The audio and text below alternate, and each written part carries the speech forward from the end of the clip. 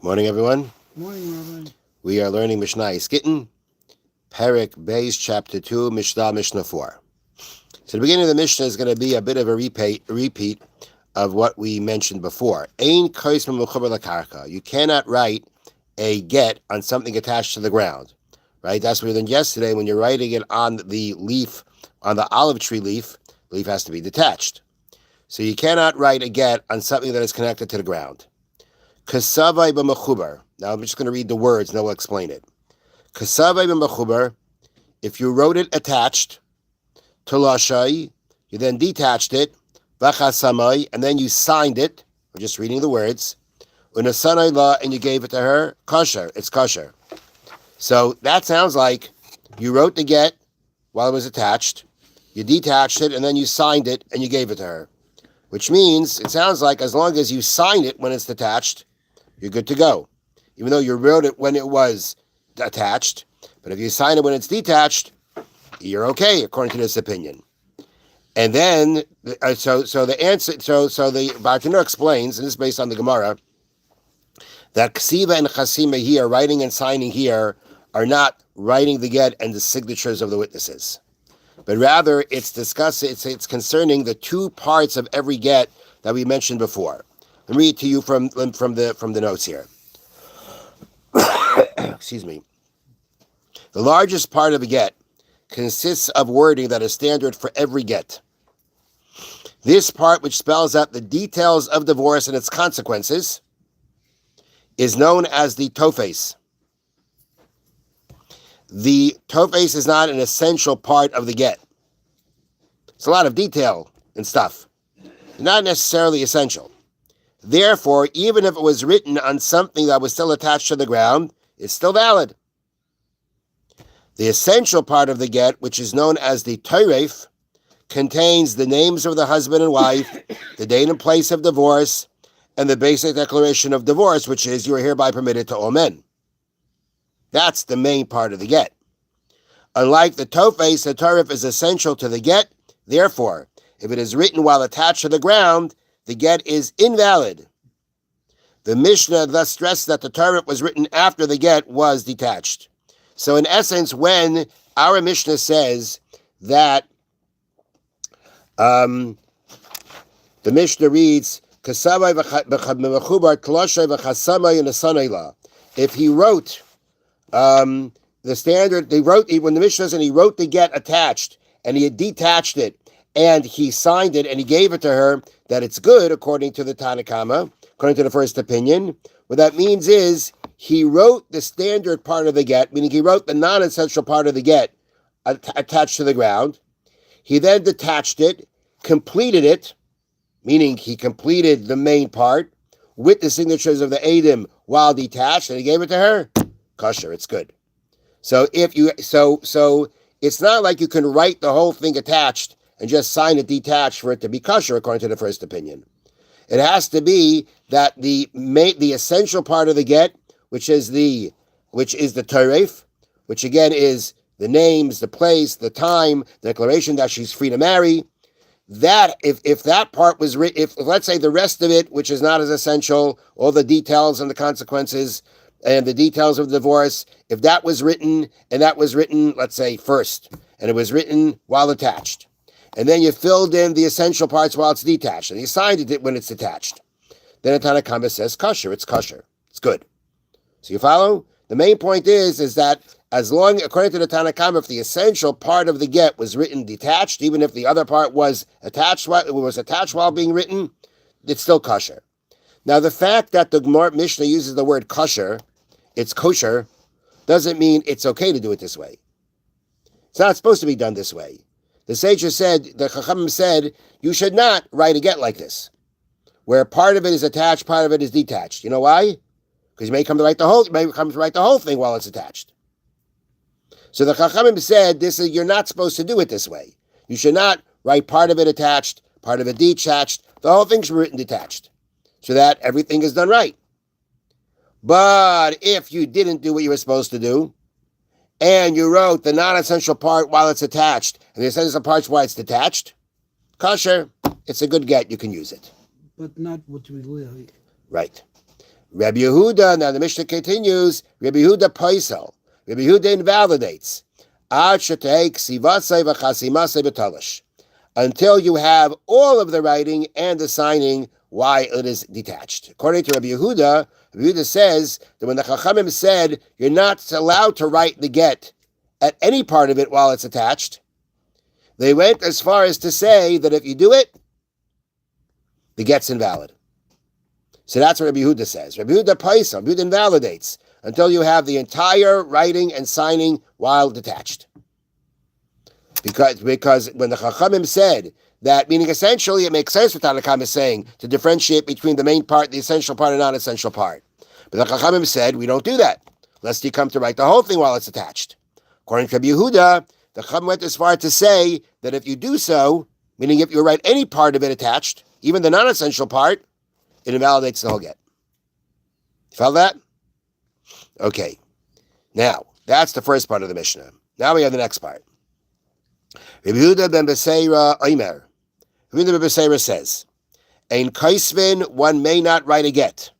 Lo al niyar hamachuk, not on erased paper or erased, meaning you had something written on it before, you erased it, and now it's reused.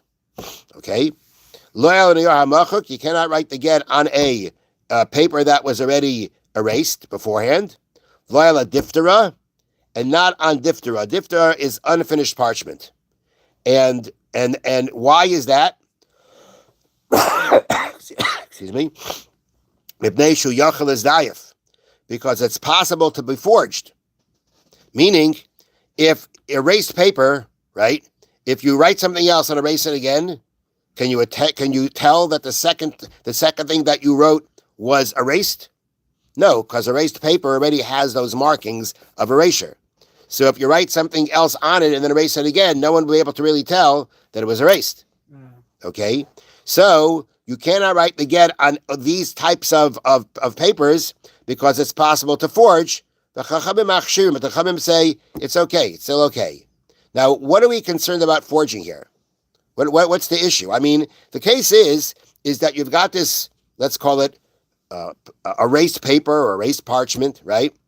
And you reused it now to write a get, and we say, and the whole get is written this way. The entire text of the get is written on this paper. The Adim, the witnesses signed on the paper. It's all on the same paper. So what is the effect? What kind of forgery are we afraid of happening here? We're afraid that she's gonna write a whole new get. Well, what are we afraid of? That she really was never divorced? She's going to take erased paper and write a whole get on it? What are we concerned about? So the answer is, what we're concerned about is the following.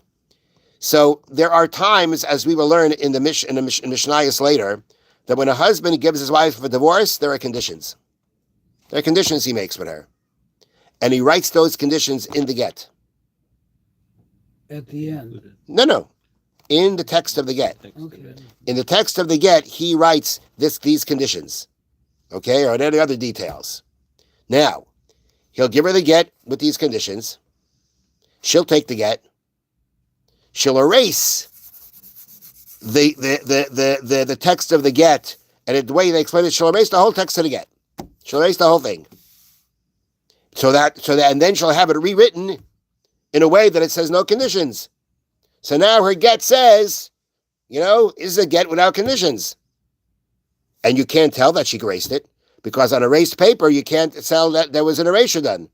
Or in an unfinished parchment, you also can't tell if an erasure because since it's not smooth, then it already kind of looks, when it's already not smooth and you erase it, you can't really tell the difference between what it was before now.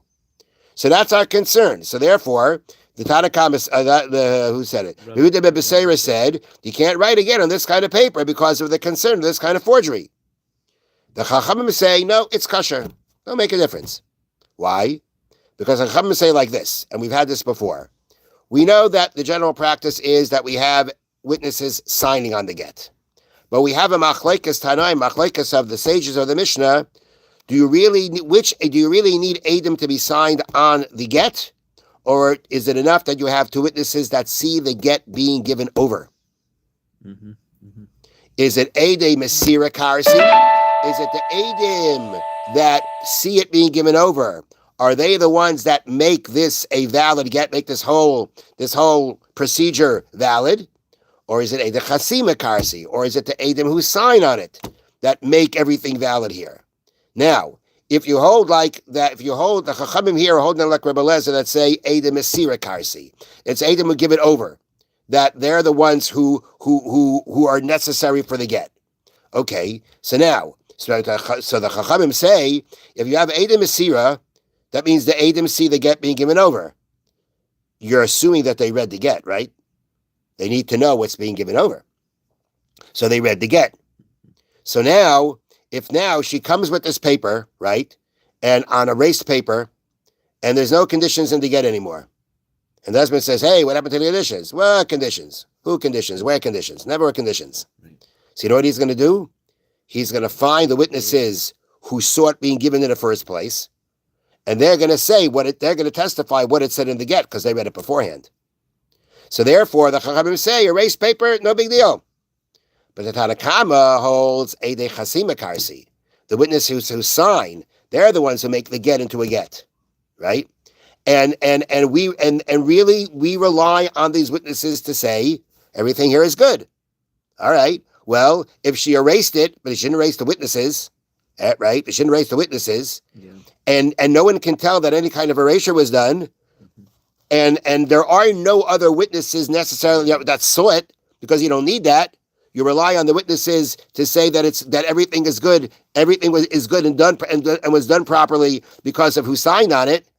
But no one can tell that she erased anything. You're going to be stuck because when we have Adam signing on it, that's what we rely on to say that everything here is valid.